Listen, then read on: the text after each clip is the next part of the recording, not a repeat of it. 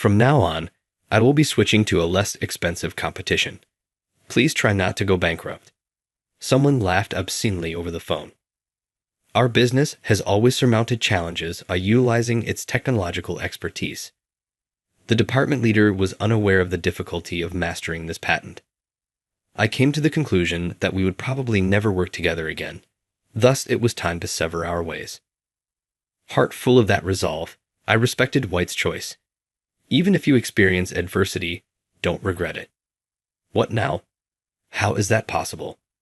His chuckles got louder yet. White still didn't realize how stupid his decision had been. White said he was quitting our business yesterday, but the next day he called. Now, what does he want?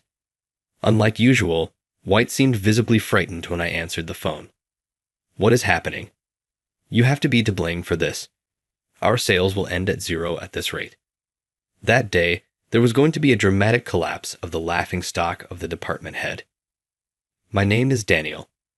I run a construction company, and I'm 37. Recent changes in construction conditions have made it necessary to achieve energy-saving criteria in order to be eligible for mortgage tax discounts. We've created a new construction approach since my father's time, since we have produced a special technology to meet these specifications. As common sense changes, so will people and homes. Neither our business nor we will endure if we don't change with the times. With the technique my father developed, one air conditioner can effectively control the temperature of a whole house. Those working in this groundbreaking eco technology have praised it greatly. My father used to say that this technology was produced because of the craftsmanship in our company. Although not many in the market are aware of this proprietary process, industry professionals who are interested in taking a tour have begun coming in every day. New technologies will probably continue to be produced by my father's desire to give housing that is appropriate for the times. Along with inheriting these goals, I also inherited the company's patents and several problematic commercial relationships. Hey, this pricing is clearly excessive. For what purpose are you using so much money? As per usual, the annoying partner called today. White Koshi, a very stingy business partner's department head, was on the other end of the phone. Our business provides reasonably priced houses and renovations. However, in order to save money, we shoulder more of the responsibility and receive less money for our construction labor. In the construction sector, the likelihood of finding fresh employment vanishes as soon as the flow of jobs stops. I understand that we have to accept assignments from clients even if they don't want to, but White's attitude always irritates me. I need at least that much, because disposal costs are on the rise. Do you think I could just use my money for trash fees? Take care of things on your end. Every year, the expense of getting rid of building trash has gone up. Failure to adhere to the appropriate protocols may result in criminal prosecution. Because we don't want to use up internal resources on disposal duties, we prefer to hire contractors for waste disposal. In addition to building houses, our company also does renovations. We were able to overcome our financial struggles in the past by accepting a renovation project from this client. The client kept asking for more work from us because they were so happy with our initial restoration. After receiving assistance during a difficult period, my father kept taking jobs. But since White took over as the client's company's department head, our pay has decreased. My father was worried by this because he knew the company would suffer if he continued to oversee bad projects for Loop. My father created the construction approach while taking on renovation tasks because he was afraid of going bankrupt if we couldn't provide anything that was appropriate for the times. White did not understand the importance of this construction technique, though. These days, affordability is crucial. There will always be price competition, regardless of the time period. We allow clients to recognize our company efforts by providing lower costs. It may also be interpreted as advertisement. Has he ever thought about who gives up this affordability? I was simply enraged with White because he doesn't understand at pushing cheaper prices nonstop in the absence of progress benefits no one but ourselves. According to what I've been told, this department head is misleading not just subcontractors like me, but also the clients by telling seniors, or giving the impression, that they could receive subsidies for renovations, or by failing to educate a newlywed couple about building regulations in order to persuade them to apply for a home loan. These are but a few of his transgressions. If verified, White's activities might have been illegal, and our organization, having hired him, might also be held accountable. Few businesses work with White because of his poor reputation. Most likely, only ours would take him on at such a low cost. I opted to face White directly because I wasn't sure whether he really knew who was in a dangerous situation. I recently got a complaint from a person you recommended. They were informed that a subsidy would enable them to pay the expenses, but their application was turned down. I'm not aware of that. I'd only said that receiving a subsidy was an option. The buyer heard that and made their own decision. He refused to honestly address the client's grievance. It is obvious that carrying on in this manner will eventually render doing business in the construction sector impossible. There's no way to find new work after the flow of jobs stops. I think this is a phenomenon that affects those in sales as well as those of us in the construction industry. Money is not as crucial as trust. Using affordability as a shield, White appears to be discharging his responsibilities, unaware of this. As per usual, one day White placed an order. The thought of facing a barrage of irrational requests for grief made my stomach turn. Nevertheless, White declared abruptly, "From now on, I will entrust all construction to one company." The sudden halt of our transactions confused me. White unilaterally declared the end of our business relationship without consulting me, even though up until now I have had to cope with all kinds of outrageous demands. Dealing with such a client irritates me. Yet, even though my organization places a strong premium on trust, White attempted to sever our relationship without being sincere. Please wait. After we've fulfilled all of our responsibilities up to this point, it is inappropriate to discontinue this without giving notice. Naturally, I objected, but White would not alter his stance. The cost of your place is too high. Compared to your rip-offs, I know someone who will accept the work for less money. That's the only thing about it. Nothing more than the pricing competition was lost by your organization. According to White, the price is the cause. Sincerely, there were moments when we lost money, and I doubt that anyone could provide it at a lower cost without creating a mess. I couldn't understand White's willingness to take such chances in order to save money. He didn't even think about the possible risks he was assuming. And yet, in spite of everything, White brushed it off and continued forth. "From now on, I will be switching to a less expensive competition. Please try not to go bankrupt." A coarse chuckle resounded from the telephone. Our business has always completed orders using our technological expertise. The head of the department was unaware of how challenging this patent was to grasp. I knew I should break things off with him. Probably, we would never trade again. I went with my gut and agreed with White's judgment. Don't regret it, even if misfortune comes your way. What happens next? As though that were possible. His chuckles got louder. White still didn't realize how stupid his choice had been. White gave me a call the following day. What might he want now that he said he was ending our business dealings yesterday? Unlike him, White sounded visibly disturbed when I answered the phone. "What's happening?" "You have to be to blame for this. Our sales will end at zero at this rate."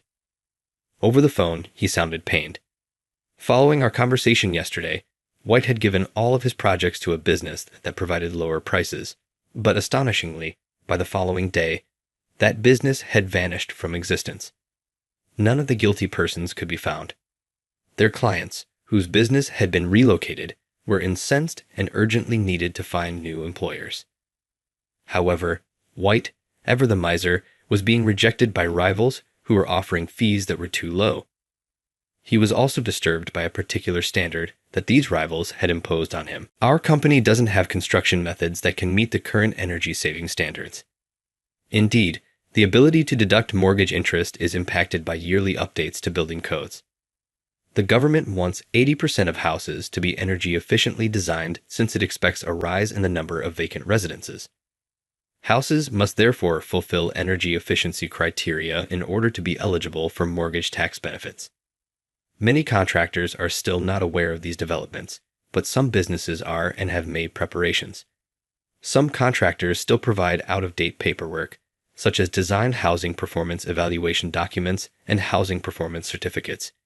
even though they are required to submit things like building housing performance evaluation sheets and housing energy performance certifications. I've heard that a lot of folks are losing money as a result of not being able to deduct their mortgage interest. Why can't you meet these basic standards?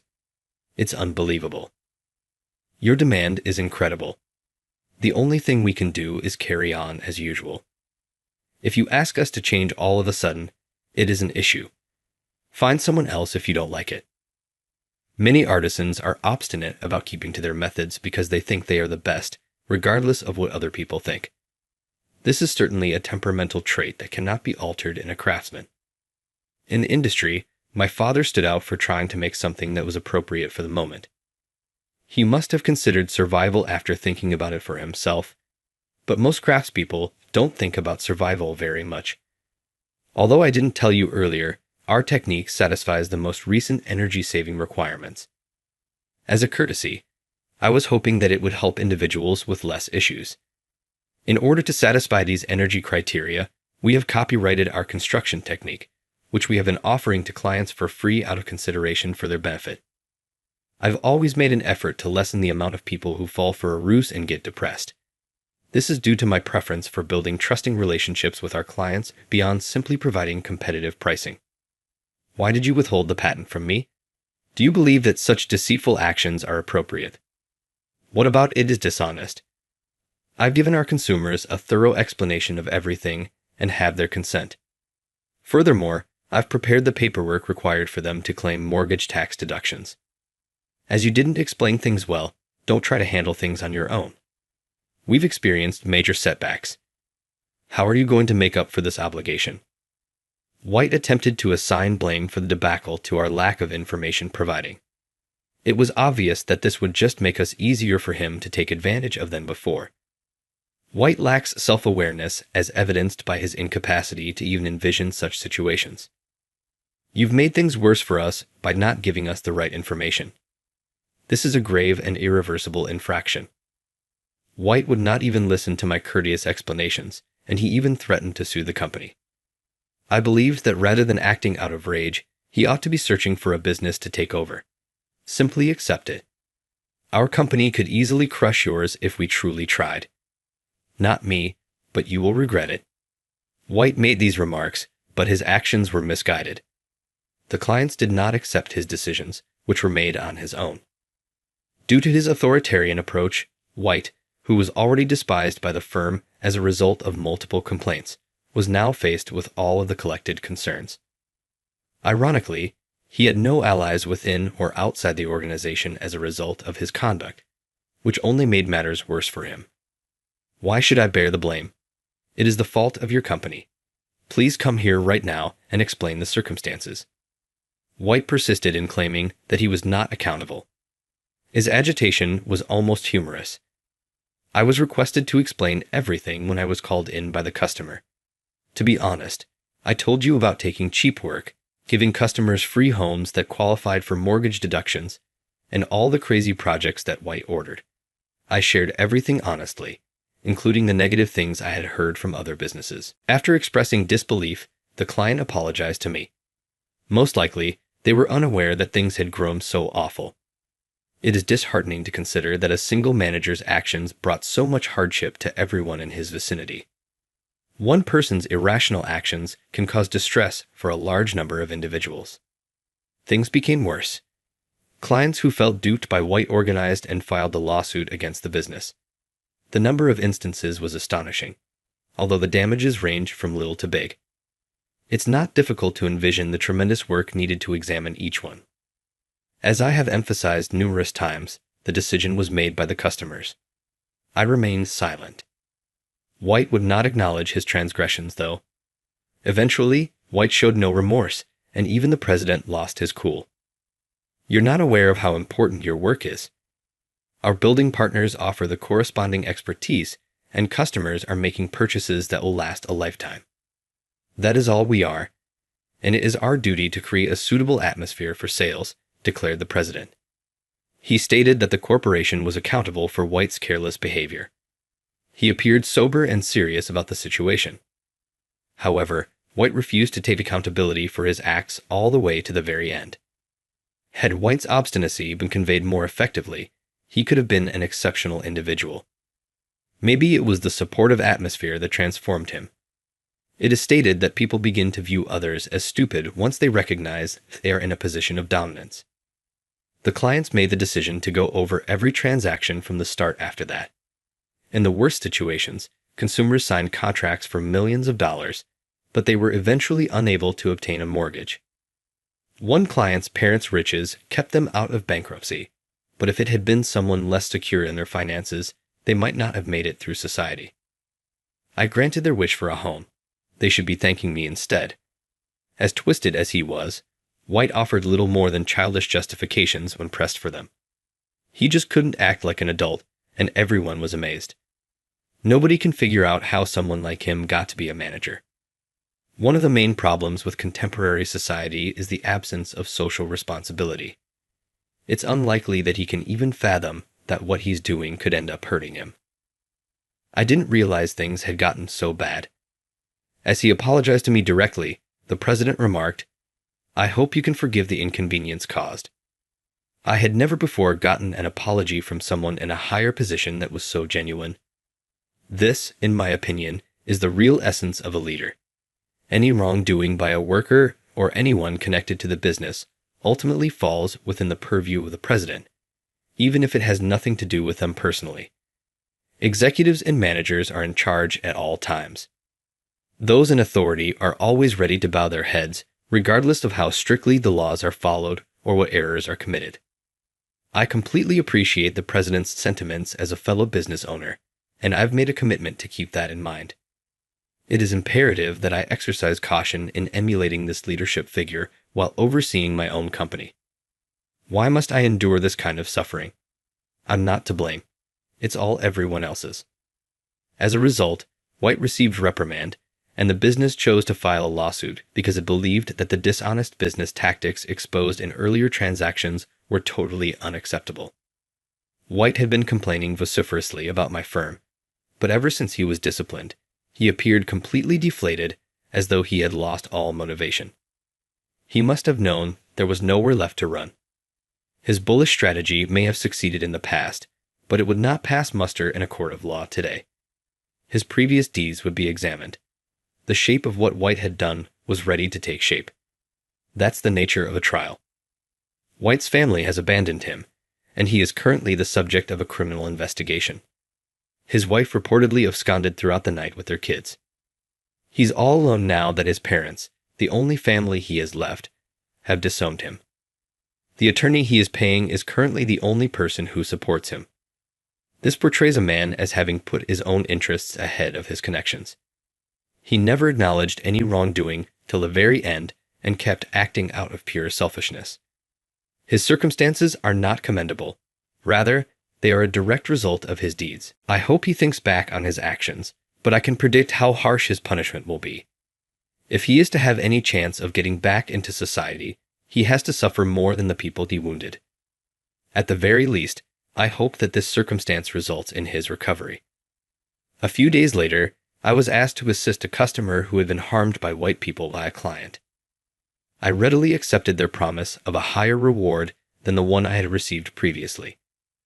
Purchasing a home is a significant financial commitment, akin to purchasing a life. This is the reason the obligation is so great. Being able to give a decent home is the ultimate satisfaction. Overburdened with numerous problems, my client was afraid they would lose everything. Yet they had made money on other projects and were not in danger of going bankrupt. The customer president impressed me since he was always prepared with a backup plan. It is now much easier to work because the unreasonable demands are no longer there. My spirits are as high as the sky because those anxious calls are no longer there. I've had the good fortune to find someone and get married since then. Maybe one bad break has finally resulted in a good victory for me. Even though I used to dread every day, the sunrise now seems like a fresh start, a break from the past. In fact, pursuing affordability is essential. Lower pricing enables products to be more broadly distributed and increase their visibility. Both businesses and people cannot exist without recognition. This is how today's world can feel at times, but we must remember that trust comes before affordability. one cannot claim to be acting truly without both. I believe that manager's example taught me this lesson. I promise not to repeat his mistakes and to make sure I don't become like him.